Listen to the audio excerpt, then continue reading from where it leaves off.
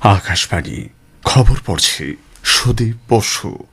এখনকার বিশেষ বিশেষ খবর হল, কেন্দ্রীয় মন্ত্রিসভা আসন্ন উৎসবের মরশুমে রেল কর্মীদের জন্য ৭৮ দিনের উৎপাদন ভিত্তিক বোনাস প্রদানের বিষয়টি অনুমোদন করেছে। জাহাজ নির্মাণ ও সামুদ্রিক ব্যবস্থা পুনরুজ্জীবিত করার লক্ষ্যে ৬৯,৭২৫ কোটি টাকার সর্বাত্মক প্যাকেজে অনুমোদন। নির্বাচন কমিশন জম্মু কাশ্মীরের রাজ্যসভা ৪টি আসনে দ্বিবার্ষিক নির্বাচনের দিন ঘোষণা করেছে। লাদাখকে রাজ্যের মর্যাদা এবং ষষ্ঠ তফসিল বলবতের দাবিতে কেন্দ্রের সঙ্গে দ্রুত আলোচনার সমর্থনে হিংসাত্মক প্রতিবাদের পর লেতে জারি হয়েছে নিষেধাজ্ঞা।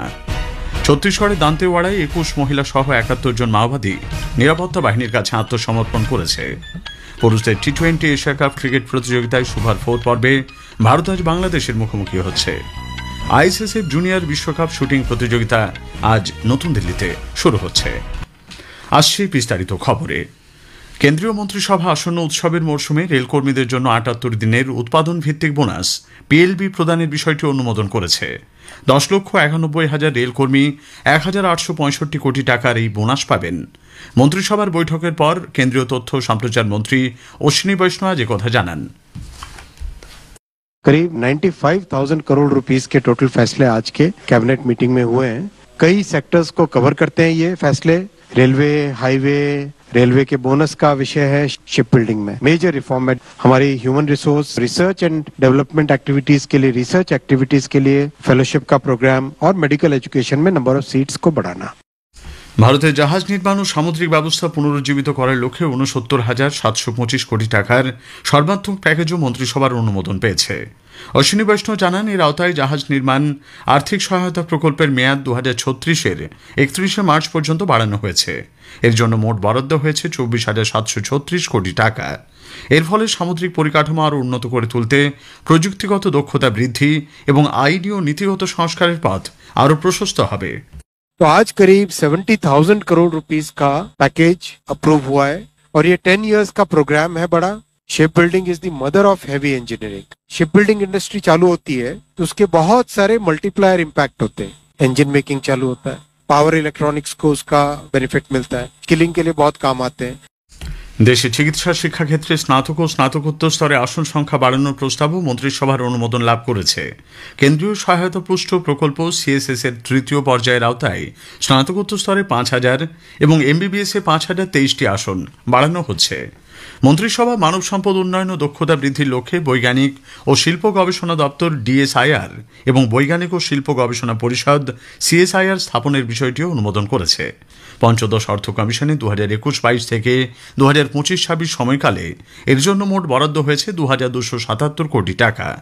বিহারের বখতিয়ারপুর রাজগীর তিলাইয়া শাখায় রেললাইন ডাবল করার কাজও অর্থনৈতিক বিষয় সংক্রান্ত ক্যাবিনেট কমিটি সিসি এর বৈঠকে অনুমোদিত হয়েছে। এর জন্য খরচ পড়বে ২,১৯২ কোটি টাকা। এর ফলে বিহারের রাজগীর, নালন্দা এবং পাওয়াকুড়ির মধ্যে রেল যোগাযোগ গড়ে উঠবে। অন্যদিকে ১৩৯ জাতীয় সড়কে সাহেবগঞ্জ, আরিরিয়া, বেতিয়া শাখায় ৪ লেনের সড়ক নির্মাণের বিষয়টিও ছাড়পত্র পেয়েছে মন্ত্রিসভায়। দেশে ২টি বন্দে ভারত স্লিপার ট্রেন শীঘ্রই চালু হবে। রেলমন্ত্রী অশ্বিনী বৈষ্ণব গতকাল নতুন দিল্লিতে সংবাদ মাধ্যমকে একথা জানিয়ে বলেন, প্রথম ট্রেনটির সমস্ত পরীক্ষা ও ট্রায়াল রান সম্পন্ন হয়েছে। দ্বিতীয় ট্রেনটির আগামী মাসের মাঝামাঝি চালু হওয়ার সম্ভাবনা। তিনি আরও বলেন, নৈশ যাত্রায় নিয়মিত পরিষেবা নিশ্চিত করার জন্য ২টি ট্রেন একই সঙ্গে চালু হবে। রেলমন্ত্রী দীপাবলি এবং ছট উৎসবের জন্য ১ অক্টোবর থেকে ১৫ নভেম্বর পর্যন্ত সময়ে ১২,০০০ বিশেষ ট্রেন চালানোরও ঘোষণা করেছেন। প্রধানমন্ত্রী নরেন্দ্র মোদী জাতির উন্নয়নে ভারতের স্বাস্থ্য পরিষেবার ক্রমবর্ধমান রূপান্তরের বিষয়ে গুরুত্ব দিয়েছেন। বিশিষ্ট হৃদরোগ বিশেষজ্ঞ ডক্টর দেবীপ্রসাদ শেঠির একটি নিবন্ধ ট্রাইং হেলথ টু প্রোডাক্টিভিটি সমাজ মাধ্যমে শেয়ার করে তিনি একথা উল্লেখ করেন। শ্রী মোদী বলেন, আয়ুষ্মান ভারত, পোষণ অভিযান এবং স্বচ্ছ ভারতের মতো প্রকল্প যে শুধুমাত্র ভারতের জনস্বাস্থ্য পরিষেবাকেই আরও উন্নত করছে তাই নয়, এর ফলে মজবুত হচ্ছে অর্থনীতি। কেন্দ্রীয় সড়ক যোগাযোগ ও মহাসড়ক মন্ত্রী নীতিন গডকরি বলেছেন, শক্তি ক্ষেত্রে বৈচিত্র্যই বর্তমান সময়ের দাবি। দিল্লিতে আজ ইন্ডিয়া বায়ো এনার্জি এবং টেক এক্সপোর দ্বিতীয় সংস্করণে বক্তব্য রাখতে গিয়ে তিনি বলেন, দেশের ৬৫% মানুষ কৃষি ক্ষেত্রের সঙ্গে যুক্ত এবং মোট জাতীয় উৎপাদনের ১৪% কৃষি থেকে আসে।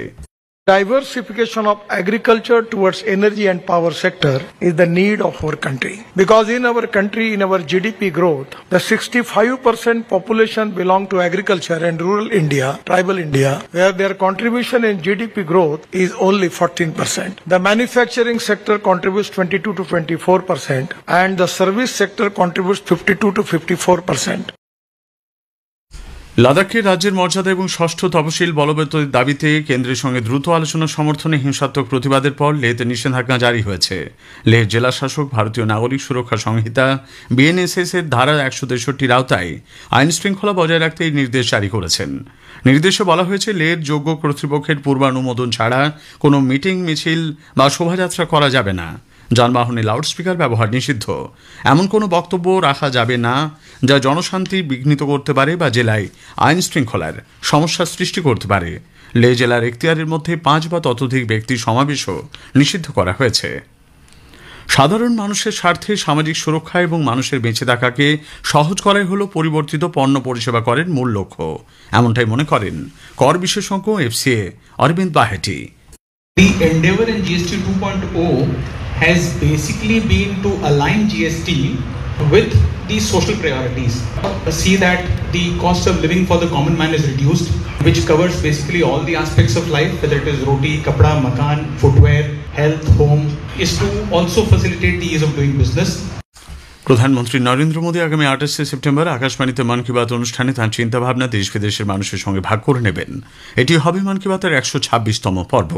বেলা ১১টা থেকে আকাশবাণী ও দূরদর্শনের সবকটি চ্যানেল এবং Akashvani news on AIR website, mobile app, প্রধানমন্ত্রী দপ্তর, তথ্য ও সম্প্রচার মন্ত্রকের ওয়েবসাইট ও ইউটিউব চ্যানেলেও মন কি বাত সম্প্রচারিত হবে। খবর শুনছেন আকাশবাণী থেকে। আমাদের সংবাদ শোনা যাচ্ছে ইউটিউব চ্যানেল আকাশবাণী সংবাদ বাংলা, ফেসবুক, ইনস্টাগ্রাম আকাশবাণী সংবাদ কলকাতা এবং এক্স হ্যান্ডেল এআইআর নিউজ কলকাতাতে। নির্বাচন কমিশন জম্মু কাশ্মীরের রাজ্যসভা ৪টি আসনে দ্বিবার্ষিক নির্বাচনের দিন ঘোষণা করেছে। ২৪ অক্টোবর এই আসনগুলিতে ভোট নেওয়া হবে। গণনা ওই দিনই। এজন্য বিজ্ঞপ্তি জারি হবে ৬ অক্টোবর। ২০২১ ফেব্রুয়ারি মাস থেকে ৪টি আসন শূন্য রয়েছে। ছত্তিশগড়ের দান্তেওয়াড়া জেলায় আজ ২১ জন মহিলা সহ ৭১ জন মাওবাদী নিরাপত্তা বাহিনীর কাছে আত্মসমর্পণ করেছে। পুলিশ সূত্রে জানা গেছে, এদের মধ্যে ৩০ জনের ওপর মোট ৬৪ লক্ষ টাকার পুরস্কার ঘোষিত ছিল। আত্মসমর্পণকারী মাওবাদীরা বিভিন্ন হিংসাত্মক ঘটনার সঙ্গে জড়িত ছিল বলে অভিযোগ। উত্তরপ্রদেশ পুলিশ রাজ্যের সমস্ত থানায় মিশন শক্তি কেন্দ্র স্থাপনের জন্য বিস্তারিত নির্দেশিকা জারি করেছে। উদ্যোগটি রাজ্য সরকারের মিশন শক্তি অভিযানের অঙ্গ, যার লক্ষ্য মহিলাদের নিরাপত্তা, মর্যাদা ও আত্মনির্ভরতা সুনিশ্চিত করা। উত্তরপ্রদেশ রাজ্য পুলিশের মহানির্দেশক রাজীব কৃষ্ণ জানিয়েছেন, মিশন শক্তি কেন্দ্রগুলি বিভিন্ন এলাকায় ছোট ছোট পুলিশ ফাঁড়ির মতো কাজ করবে এবং তা শুধুমাত্র মহিলাদের ওপর সংঘটিত অপরাধ দমনে প্রয়োজনীয় ভূমিকা পালন করবে।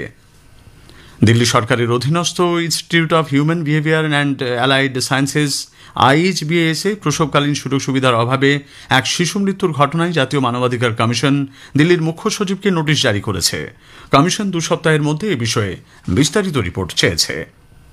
প্রধানমন্ত্রী নরেন্দ্র মোদী সেদেশের নাগরিকদের PM মেমেন্টোজ অকশনের ৭ম সংস্করণে অংশগ্রহণ করার আহ্বান জানিয়েছেন। pmmementos.gov.in ওয়েবসাইটে অকশন চলবে ২রা অক্টোবর পর্যন্ত। রাষ্ট্রপতি দ্রৌপদী মুর্মু কন্নড় সাহিত্যের বিশিষ্ট ব্যক্তিত্ব এবং পদ্মভূষণ পুরস্কারপ্রাপ্ত ডক্টর SL ভাইরাপ্পার মৃত্যুতে গভীর শোক প্রকাশ করেছেন। এক সোশ্যাল মিডিয়া পোস্টে রাষ্ট্রপতি বলেছেন যে ভাইরাপ্পার সাহিত্য, দর্শন ও সংস্কৃতির ক্ষেত্রে অসাধারণ অবদান রয়েছে। প্রথিতযশা কন্নড় ঔপন্যাসিক SL ভাইরাপ্পার প্রয়াণে কেন্দ্রীয় স্বরাষ্ট্রমন্ত্রী অমিত শাহ গভীর শোক প্রকাশ করেছেন। দেশীয় শেয়ার বাজারে আজও নিম্নগতি। বম্বে শেয়ার বাজারের সূচক সেন্সেক্স আজ বাজার বন্ধের সময় ৩৮৬ পয়েন্ট কমে ৮১,৭১৬ পয়েন্টে থেমেছে।